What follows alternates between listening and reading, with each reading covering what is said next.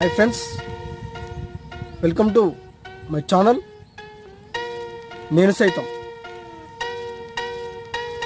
తప్పకుండా మా ఛానల్ని చూసి తప్పకుండా లైక్ చేయండి.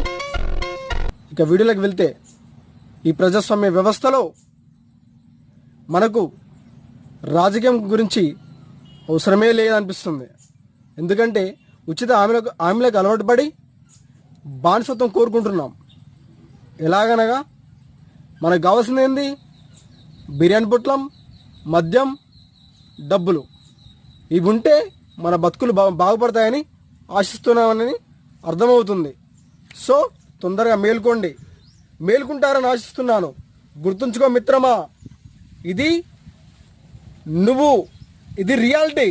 నువ్వు మారినంత వరకు దేశం మారదు, నీ ఇల్లు మారదు, నువ్వు మారవు.